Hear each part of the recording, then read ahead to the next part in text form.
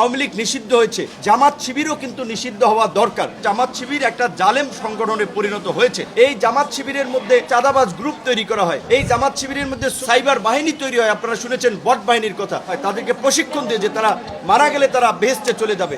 সারা দেশের কর্মকাণ্ডটা দেখাচ্ছে যে জামাত শিবির একটা জালেম সংগঠনে পরিণত হয়েছে।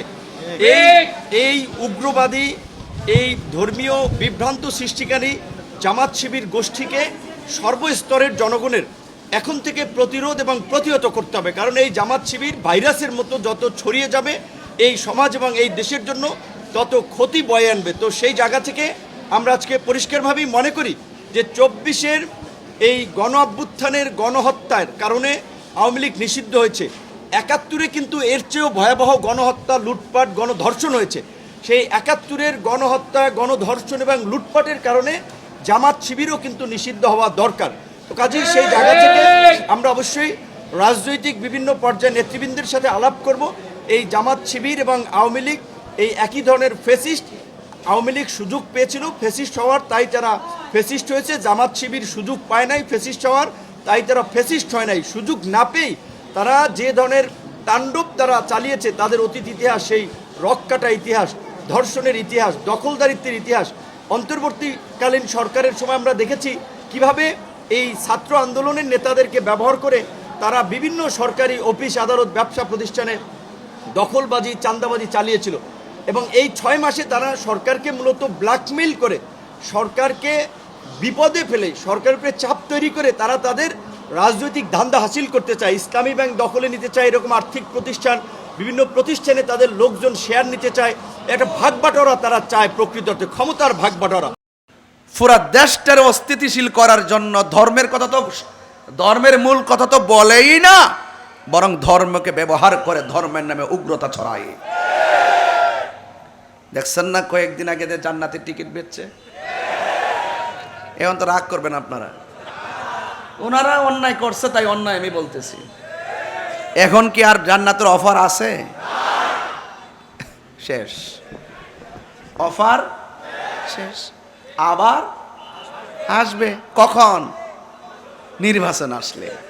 তাহলে মোটামুটি অনেক বছর পর কিন্তু তাদের মুখোশ জাতির সামনে উপস্থাপন হয়েছে, জাতির সামনে উন্মোচন হয়েছে। আমরা বারবার বলতাম লাল দিঘির ময়দান যেমন লাল না, তাদের মুখের ইসলাম ও ইসলাম না। আমাদেরকে অনেকে বলছে যে হুজুররা কেন তো ধাক্কা না। কেউ যখন ইসলামকে ব্যবহার করে মুনাফিকি করে, একজন নবীর আশিক হিসাবে দায়িত্ব হয়ে যায় তার ভুলটা ধরিয়ে দেওয়া।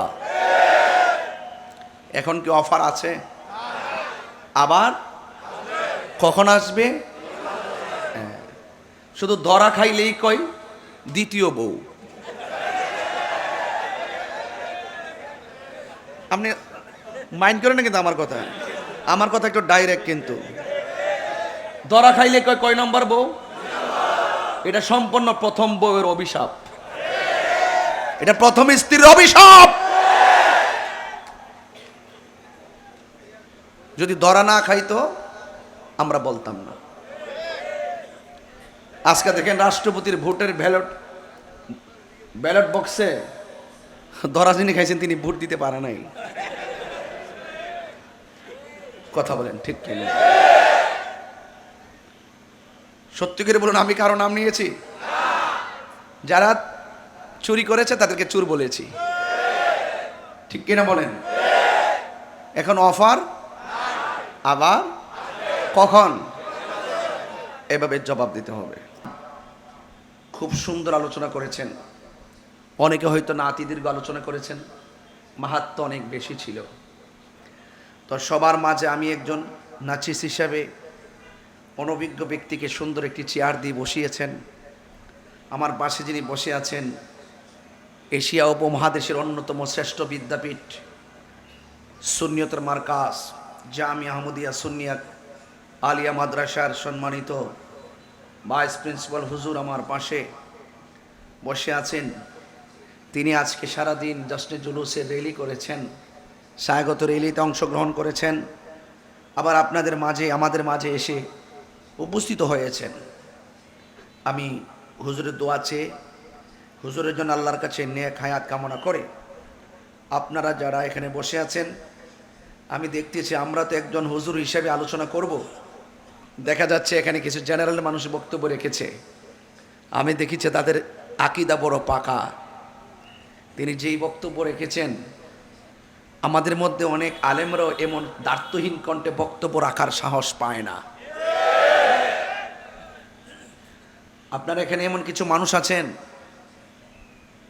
নামাজ হয়তো কখনো পড়েন, হয়তো অনেকবার ছেড়ে দেন, কাজে কর্মে ব্যস্ত, কিন্তু আপনাদের সামনে যদি আমল যেমনই হোক, কিন্তু আপনাদের সামনে যদি আমার নবীজিকে কেউ গালি দেয়, আমার মনে হয় না যে আপনারা তাকে ছেড়ে দিবেন। এটা ঈমান। আরেক দল আছে নামাজ পড়ে, পড়তে পড়তে পড়তে পড়তে পড়তে পড়তে কপালে দাগ ফালায়, কিন্তু নবীর সঙ্গে বেয়াদবি করে। এমন লোক সমাজে আছে না নাই? আছে। এই জন্যে আপনারা গর্বিত সন্তান, আপনারা গর্ব করে বলতে পারেন যে আমরা সুন্নির ঘরের সুন্নি।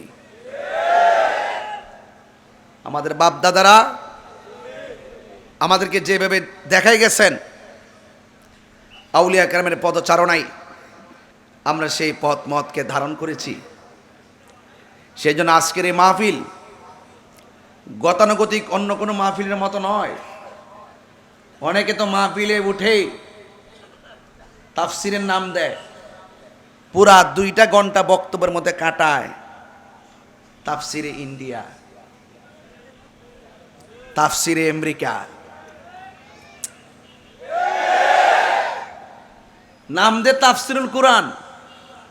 পুরা দেশটার অস্থিতিশীল করার জন্য ধর্মের মূল কথা তো বলেই না, বরং ধর্মকে ব্যবহার করে ধর্মের নামে উগ্রতা ছড়ায়। দেখছেন না কয়েকদিন আগে জান্নাতের টিকিট বেচছে?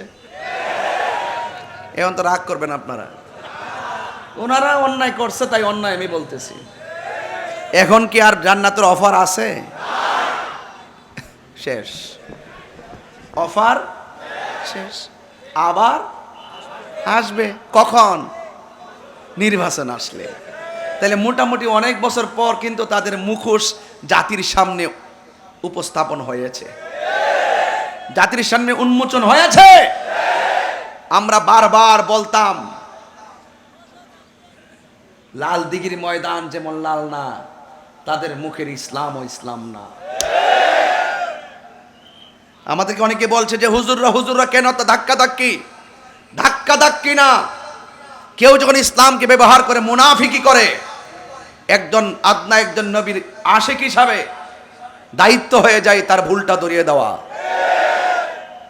এখন কি অফার আছে? আবার কখন আসবে?